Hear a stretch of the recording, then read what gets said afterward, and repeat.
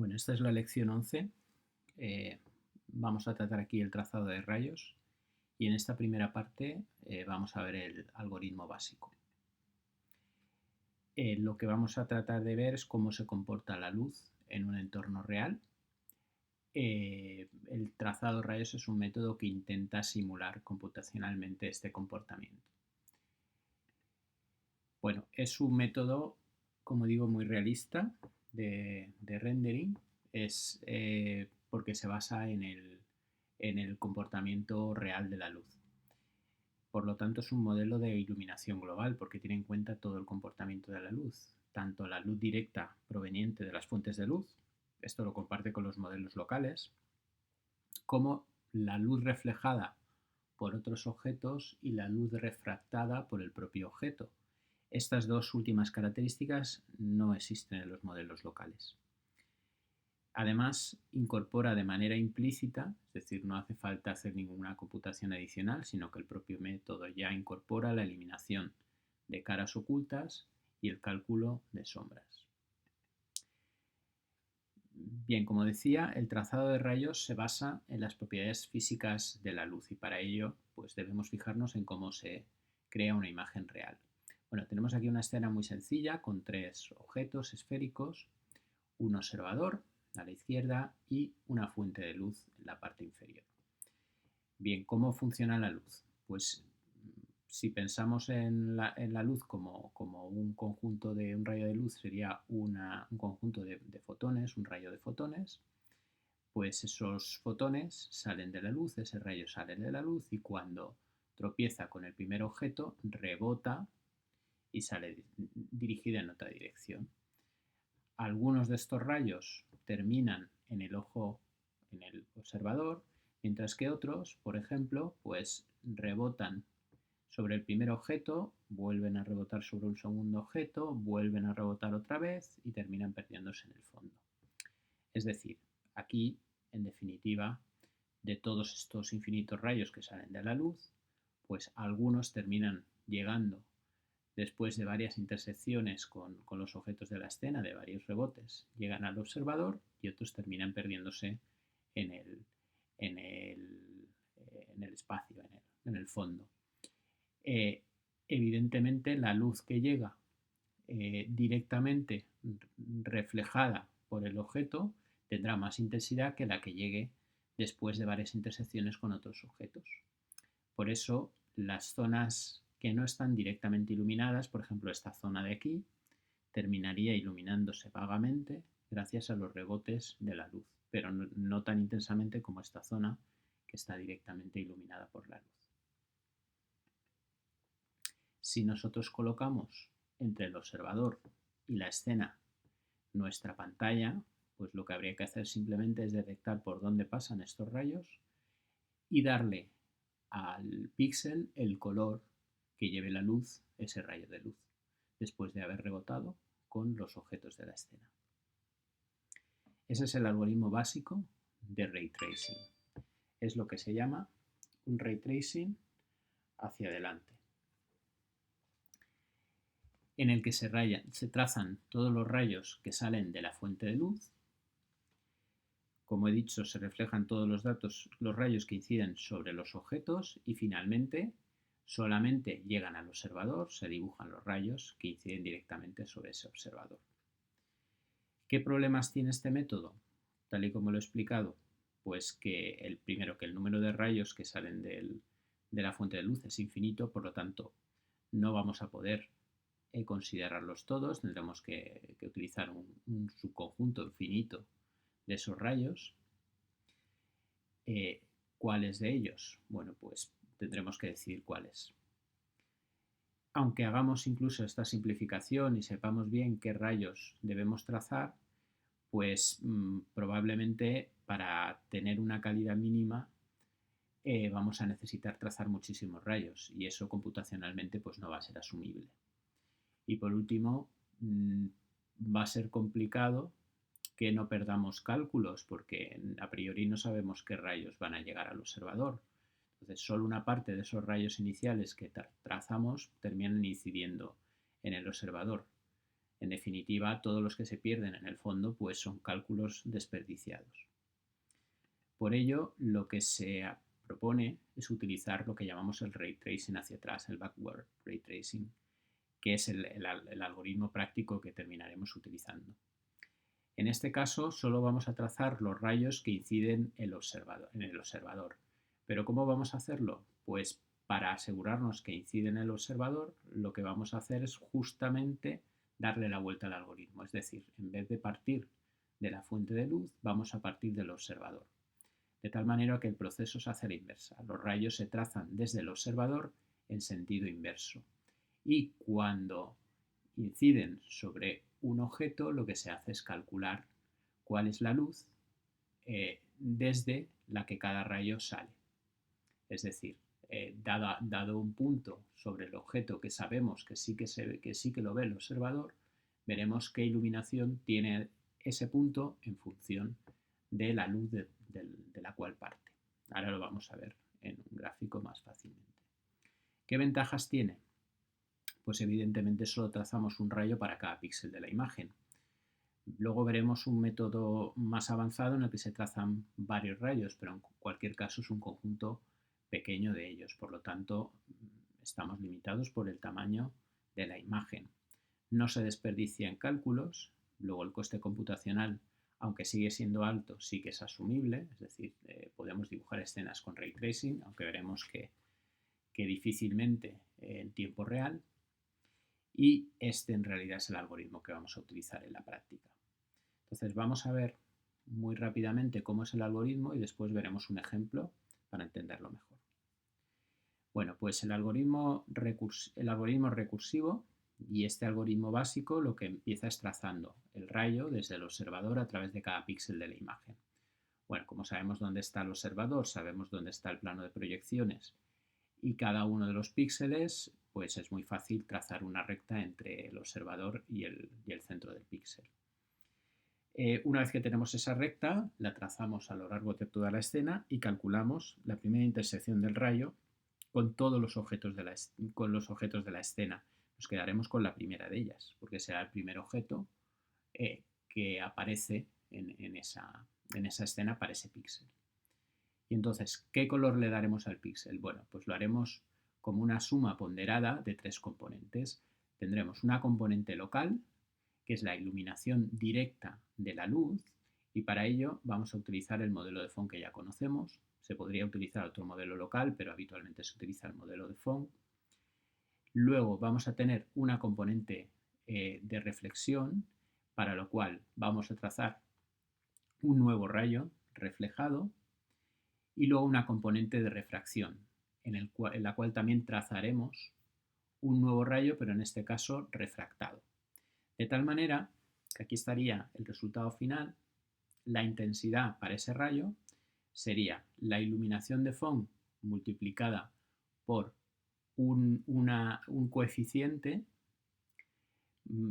el coeficiente correspondiente a esa iluminación, ahora explicaré exactamente qué es esto, más la iluminación del rayo reflejado por el coeficiente correspondiente, más la refracción o la iluminación del rayo refractado por el coeficiente de refracción.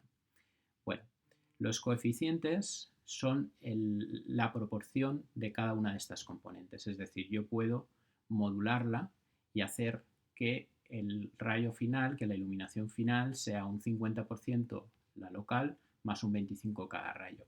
O puedo hacer que este sea un 25 y la reflexión sea un 50. En definitiva, esta K tendrá que sumar, la suma de las tres tendrá que ser 1, que es toda la iluminación. Pero podremos modularla en función de cómo queramos que sea la escena. Esta será la iluminación de Phong calculada según el modelo local, como ya sabemos, y esto generará dos nuevos rayos cuya iluminación se obtendrá con el mismo algoritmo de forma recursiva. Es decir, lo que vamos a hacer es repetir el proceso con los nuevos rayos. Bien, como he dicho, es un modelo recursivo que tiene dos casos base. Un primer caso base es cuando el rayo no intersecta con ningún objeto, es decir, se encuentra en el con el color del fondo, por lo tanto lo que hay que hacer es, en ese punto se da el color del fondo y ya está, ya no hace falta seguir trazando rayos. Y el otro caso base, es decir, el otro punto en el que tenemos que parar, es cuando la contribución del rayo es insignificante para el rayo inicial. Es decir, puesto que yo estoy, volviendo a la transparencia anterior, puesto que yo estoy aquí multiplicando por un coeficiente, en el rayo actual estos dos rayos contribuyen cada vez menos, porque este coeficiente es menor que 1 y conforme se va multiplicando, pues cada vez es más pequeño. Entonces llegará un momento en que podemos asumir que la contribución del rayo es insignificante para el rayo inicial. El algoritmo, tal y como está formulado, es muy fácil de paralelizar porque cada rayo se computa por separado y por otro lado la oclusión de los objetos es implícita. Daos cuenta que yo intersecto con el primer objeto, por lo tanto todos los demás ya no los tengo en cuenta y eso hace que yo esté ocluyendo los objetos que hay detrás. Vamos a ver un ejemplo para que quede todo claro. Bien, supongamos esta escena donde tenemos tres objetos esféricos en este caso, tenemos un observador a la izquierda, tenemos la pantalla, el plano de proyecciones, y entonces yo quiero calcular el color de este píxel que tengo aquí señalado en naranja. Entonces lo que haría sería trazar un rayo desde el observador pasando por el píxel hacia toda la escena. Bien, este rayo intersectará con varios objetos. Por ejemplo, con este primer objeto intersectará en este punto a la entrada y un poco después volverá a salir, por lo tanto tendrá dos intersecciones. Y conforme continuemos volverá a intersectar con este otro objeto, un punto también de entrada y otro punto de salida. En definitiva, habrá 4 intersecciones. De todas ellas, a nosotros nos interesa la primera, porque es la que directamente se visualiza sobre el píxel. Las demás no, porque los objetos tapan a la parte, trasera del propio objeto o al otro objeto siguiente. Por lo tanto, aquí se calcula directamente la oclusión, no hace falta hacer ningún cálculo adicional. Bien, por lo tanto, en definitiva, este punto de aquí, que es la intersección del rayo con la esfera, este punto es el que se dibujará sobre este píxel. Luego, ahora lo que tenemos que hacer es calcular el color de la superficie del objeto en este punto. ¿Cómo se calcula? Pues se calcula con las tres componentes que decía antes. Es decir, ahora lo que yo hago es calcular la luz directa que llega a este punto. Esto lo calculo con el modelo de Phong, que ya conocemos. Aquí no estoy haciendo nada distinto de lo que he hecho hasta ahora. Pero ahora lo que hago es añadir dos rayos nuevos. Este rayo de aquí que se refleja y este rayo de aquí que se refracta. Las direcciones de reflexión y refracción las veremos a continuación, pero básicamente aquí sabéis que se forma el mismo ángulo de entrada o de incidencia sobre el punto con la normal que el ángulo de salida o del rayo reflejado también con la normal. Luego, si la normal está aquí, el ángulo entre el vector incidente y la normal es igual que el ángulo del vector de salida con la normal. En cuanto a la refracción va a depender de los materiales del medio, si este objeto es transparente o semitransparente. Si el objeto fuera opaco, pues directamente el rayo reflejado no se traza porque la luz no incide sobre el interior del objeto en ese caso.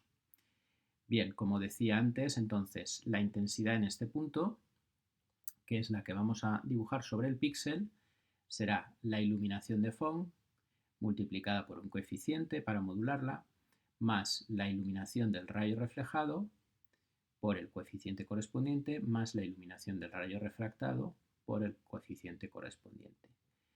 Si ahora estos dos rayos los tenemos que volver a tratar con el mismo algoritmo, por lo tanto, estos dos rayos vuelven a generar cada uno de ellos un rayo reflejado y otro rayo refractado. En este caso, este sería el rayo refractado y el rayo este sería el reflejado y el que va dentro del objeto sería el refractado.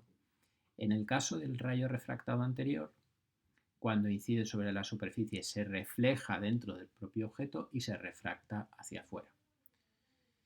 Si seguimos en el siguiente punto, pues cada uno de estos rayos va generando nuevos rayos. Entonces, si os dais cuenta, el algoritmo recursivo en cada paso de recursión va generando dos nuevos rayos.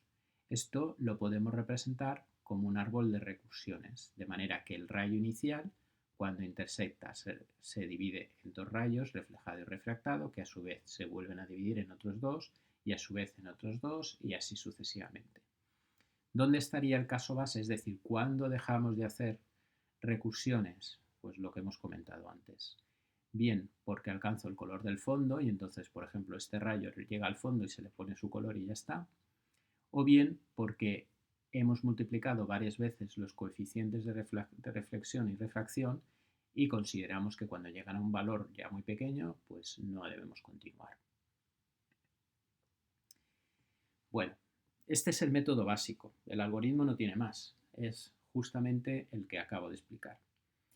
Sin embargo, hay algunas consideraciones que hacer. Lo primero es, hemos dicho que tenemos que calcular la primera intersección del rayo con los objetos de la escena. Bueno, precisamente el cálculo de intersecciones es la operación que vamos a realizar más frecuentemente y por lo tanto es muy importante que la optimicemos porque es la que más tiempo va a consumir. Yo he distinguido aquí varias operaciones de intersección entre el rayo y diferentes tipos de objetos. El más general, que es el que nosotros hemos estado utilizando, es la intersección del rayo con el poliedro. Un poliedro es lo que hemos llamado nosotros un objeto poligonal. En realidad se llama poliedro. Este es el caso más habitual. Sin embargo, por la facilidad que tiene de cálculo, pues vamos a hablar también de cómo intersectar con esferas, con paralelepípedos y algunos otros tipos de intersecciones. Bien, si yo tengo, por ejemplo, una escena formada por esferas, no necesito poligonalizarlas en este caso, no necesito calcular una malla para esa esfera. Podría trabajar directamente con la ecuación de la esfera. Y así la esfera no aparecerá facetada, sino que directamente aparecerá como debe aparecer. Bien, ¿cómo haría esa intersección en este caso? Pues en este caso es bastante sencillo. Lo que hago es partir de la ecuación paramétrica del plano, recordar cómo es la ecuación paramétrica del rayo.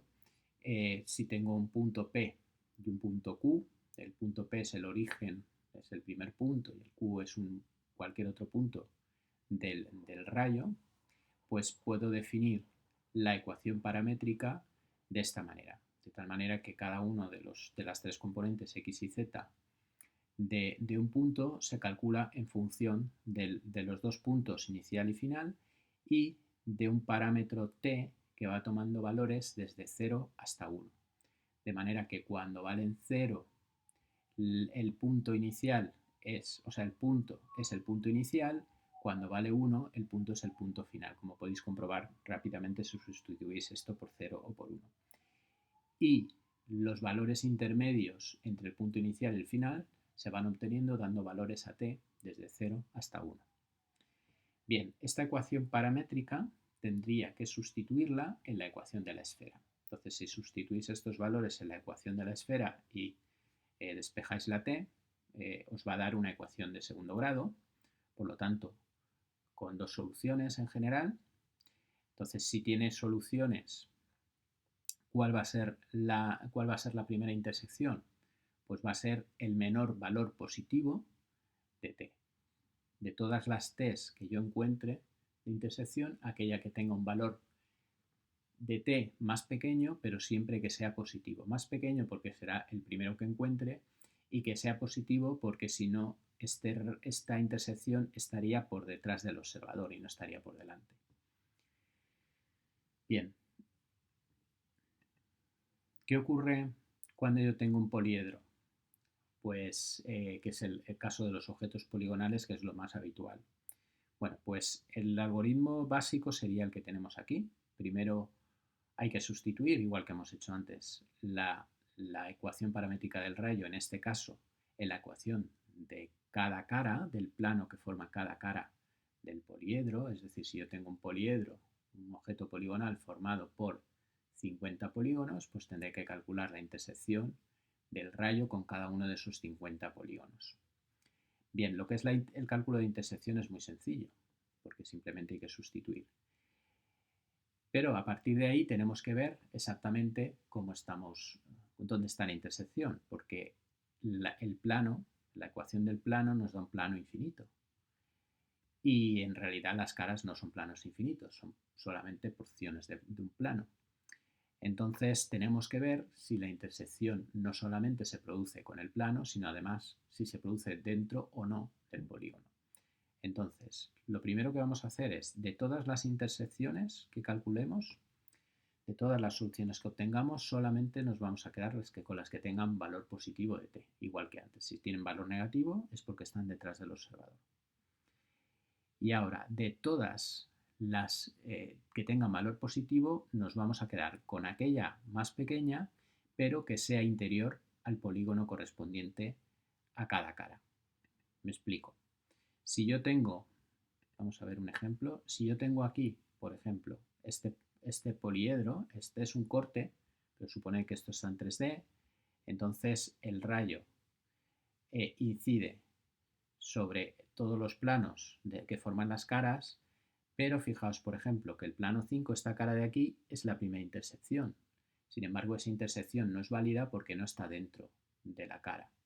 La primera que hay válida es la que está esta de aquí, lo que llamamos el plano 1. Esta sería la primera intersección válida. Bien, volvemos atrás. ¿Cómo sabemos si la intersección es válida? Pues tendremos que comprobar que el punto se encuentra dentro del polígono correspondiente a esa cara. Para ello hay varios algoritmos. Os he dejado aquí 3 habituales que los podéis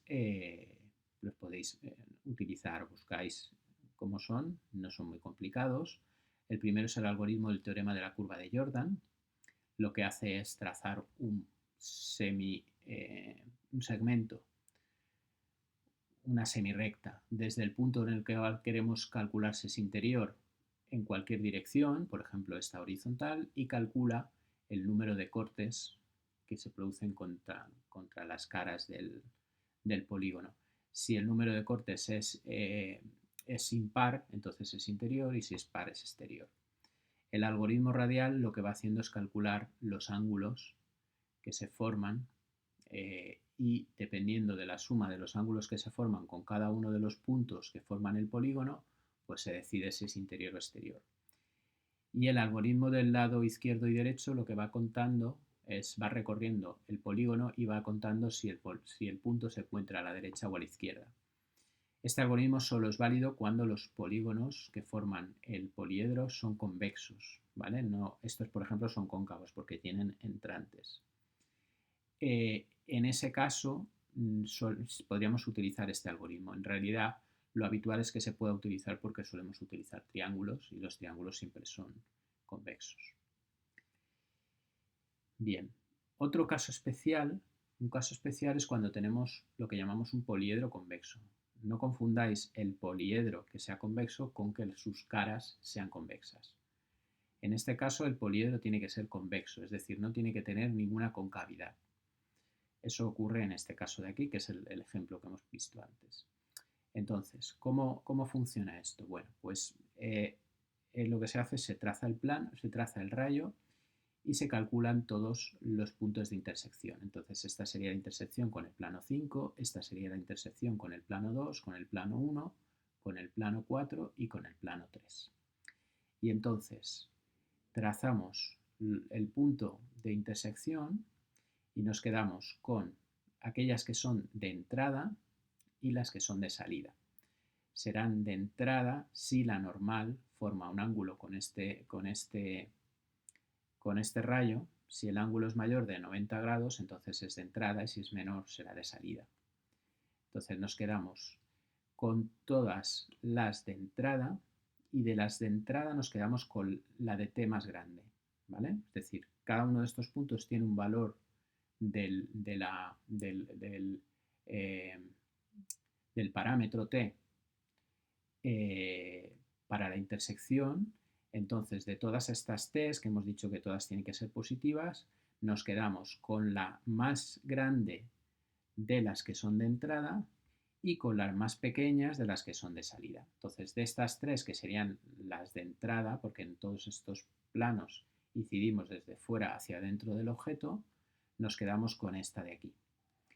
Y para estos dos planos, que serían los que están de espaldas al rayo, por lo tanto son de salida, nos quedamos con la más pequeña, que sería esta de aquí. Y entonces la intersección en la zona interior del rayo sería esta zona de aquí. En realidad, para el algoritmo del trazado de rayos solamente necesitamos el primero. Entonces no haría falta calcular rayos de salida o intersecciones del rayo con los planos traseros. Solamente utilizaremos los planos delanteros para calcular esta intersección.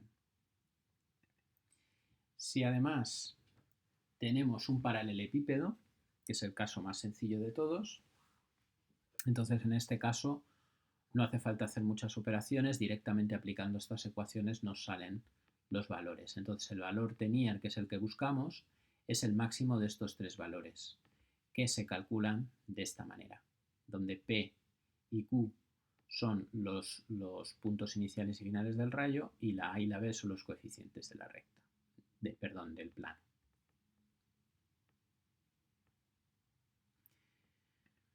Bien, hay algún caso más de algunas intersecciones un poco más, con algunos objetos un poco más avanzados, un poco distintos. Por ejemplo, si tenemos cuádricas, las cuádricas, las superficies cuádricas son aquellas que se pueden representar mediante una ecuación de segundo grado.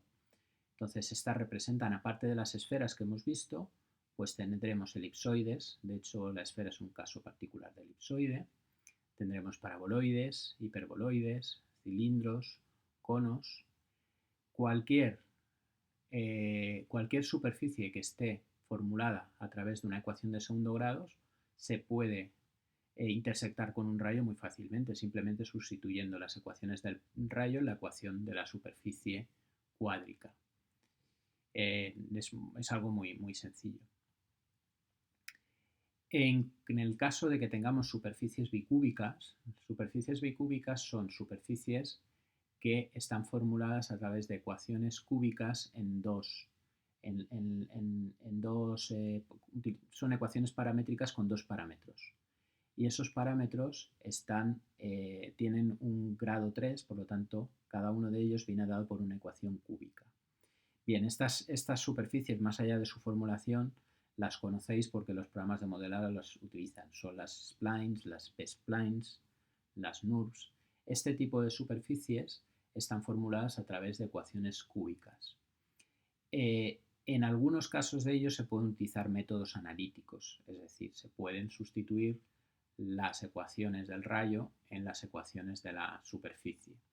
En otros casos no es posible y entonces hay que hacer divisiones sucesivas, es decir, se va dividiendo la superficie en trozos y se va detectando dónde está la intersección y esos trozos cada vez se hacen más pequeños hasta que encontramos el punto de intersección.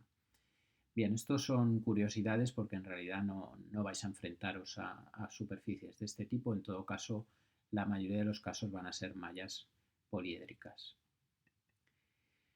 Bueno, una vez que ya sabemos calcular la intersección, ya tenemos el punto sobre el cual incide el rayo, tenemos que calcular los rayos reflejados y refractados. Entonces, para eso necesitamos saber pues, cuál es la dirección del nuevo rayo que se genera. Entonces, la dirección de reflexión de un rayo incidente I, es decir, si yo tengo un vector que me indica cómo es el rayo de incidencia, y tengo la normal a la superficie, entonces la dirección de reflexión de este rayo, que estaría en el mismo plano que el rayo de incidencia, forma con el ángulo normal con el vector normal forma un ángulo z que es el mismo que forma el vector incidente. Esto se calcula de manera muy sencilla, de tal manera que el rayo reflejado es el rayo incidente, el vector del rayo incidente más 2 veces el vector normal multiplicado por el coseno del ángulo que forma. En cuanto a la refracción va a depender del medio en el que estamos, en el que la luz se propaga. Entonces, si yo tengo un vector que me indica un rayo incidente, este vector I, y tengo la normal, de tal manera que el ángulo de incidencia es Z1, tengo que calcular cuál es ese rayo refractado que forma un ángulo con esta normal de Z2. Ese ángulo va a depender de las propiedades del material y vienen dadas por estos dos parámetros Z1 y Z2 que son los coeficientes de transmisión de la luz de cada uno de los dos medios. Por ejemplo, imaginemos que esto es el aire y esto es cristal. Entonces, para ello tenemos que calcular el ángulo Z2, el coseno de ese ángulo es la raíz cuadrada de 1 menos eta1 partido por eta2 al cuadrado multiplicado por 1 menos el coseno al cuadrado de z1. Bien, con esto calculamos el ángulo. Y una vez que tengamos el ángulo, el vector t, que nos dice la dirección del ángulo del rayo refractado, sería eta1 partido por eta2 por el vector del rayo incidente menos el coseno de z2, que lo acabamos de calcular, menos eta1 partido por eta2 multiplicado por el coseno de z1, que es el ángulo de incidencia, todo eso multiplicado por la normal. Con esto ya tenemos el cálculo del rayo reflejado y el rayo refractado. Fijaos que esto es bastante sencillo en realidad, no es más que aplicar estas fórmulas. Lo único que tenemos que saber es de qué material está hecho el medio normal, que suele ser el aire, y el medio en el que forman los objetos. Recordad que esto solamente se hace si el objeto no es opaco. Si fuera opaco directamente no tenemos rayo refractado. Hay un fenómeno que ocurre cuando este z es muy grande, es z sub c. Este z sub c es lo que llamamos el ángulo crítico, de tal manera que cuando el rayo que incide tiene un ángulo mayor que este, es decir, está muy inclinado sobre la superficie, muy pegado a la superficie, se produce un fenómeno y es que el rayo no llega a refractarse, sino que viaja sobre la superficie del objeto. Esto ocurre cuando salimos de una superficie más densa a una superficie menos densa. Es decir, si por ejemplo estamos hablando de que esas esferas que hemos visto son de cristal, cuando el rayo intenta salir hacia afuera, si incide muy oblicuamente, pues no llega a salir el rayo y viaja sobre la superficie. Pues en ese caso el rayo refractado no se trazaría. Bien, tenemos los dos rayos creados, solamente nos falta la componente local. La componente local la vamos a calcular con el modelo de Phong que ya conocéis. Recordad que tiene tres componentes, ambiental, difusa y especular, y que se calculan a partir del coeficiente de reflexión para cada longitud de onda, es decir, que esto hay que repetirlo para los tres colores básicos, rojo, verde y azul. Y además la componente difusa depende de los vectores L y N, y la componente especular de los vectores NH y del exponente N, que nos indica la concentración de los brillos. Bien, esto no voy a entrar porque esta parte ya la conocéis. Sin embargo, sí que me interesa comentar un par de cosas. Bien, lo primero es que podéis utilizar otros modelos de iluminación local si queréis, como Blin o Cook-Torrance, aunque lo habitual es utilizar el de Phong. De hecho, estos modelos en realidad no son correctos del todo. Es decir, existen algunas contradicciones, aunque es verdad que esto no invalida, es decir, que sigue siendo válido de alguna manera. ¿Cuáles son estas contradicciones? Lo primero es que el modelo local incluye una simplificación para la iluminación global, la luz ambiental. Es decir, el modelo local, como no tiene iluminación global, utiliza la luz ambiental para simularla. Sin embargo, el modelo que nosotros estamos utilizando, el de trazado de rayos, sí que tiene en cuenta esa componente global. Por lo tanto, la luz ambiental entra en conflicto con la naturaleza del método. Lo mejor es eliminar la luz ambiental. Por otro lado, las reflexiones en el modelo local en realidad no son tales. El modelo de Phong no son tales. En realidad simplemente es un dibujo de unos brillos difuminados, pero no modelan exactamente cómo se produce la reflexión. En definitiva, al final lo que conviene es simplemente utilizar la componente difusa del modelo de Phong. El otro aspecto que hemos dicho que incluye el método y que no hace falta hacer ningún cálculo, en realidad no es tal. Sí que hay que hacer un pequeño cálculo, pero utilizando exactamente eh, el mismo concepto que el resto del método. Es el cálculo de las sombras. Las sombras se pueden introducir muy fácilmente a través de lo que llamamos un shadow filler, que es un nuevo rayo de sombra. Este es un rayo adicional que trazamos entre el punto que estamos iluminando y la fuente de luz, de tal manera que si tenemos algún objeto opaco que bloquea ese rayo, pues ese punto no se ilumina. Sin embargo, si el objeto que lo bloquea es semitransparente, pues lo que hacemos es atenuar la luz, es decir, bajar su intensidad. Y si directamente no hay objeto, lógicamente se dibuja como tal. Esto sería muy sencillo de hacer, es trazar ese nuevo rayo, ver si hay alguna intersección con algún objeto y si lo hay, pues directamente esa luz no afecta a ese punto. Sin embargo, para facilitar y hacer esto un poco más eficiente, hay una mejora que es lo que llamamos el buffer de luz, que voy a explicaros ahora. ¿Y en qué consiste el buffer de luz? Consiste en precalcular dónde están los polígonos con respecto a la luz para calcular las sombras. Vamos a ver un ejemplo. Supongamos que yo estoy sobre esta superficie intentando iluminarla. Entonces tengo este punto, que es donde ha intersectado el rayo, que viene de cualquier dirección, no sé ahora, ni me importa. Entonces este punto quiero calcular, este punto en el que intersecta quiero calcular su iluminación. Vale. Entonces, esta iluminación, aparte de las componentes que hemos dicho, pues dependerá de si entre ella y la luz existe o no existe algún objeto intermedio que bloquee esa luz. Entonces, lo que hago es trazar un rayo que va del punto a la fuente de luz que está aquí. Bien, alrededor de esta fuente de luz, yo lo que he hecho ha sido precalcular la posición de los objetos que están a su alrededor. Es decir, lo que he hecho ha sido, para esta fuente de luz, he colocado a su alrededor como una especie de buffer, una caja con posiciones de memoria, como si fueran píxeles, de tal manera que yo trazo rayos alrededor de la luz pasando por cada uno de estas celdas, por cada uno de estos píxeles.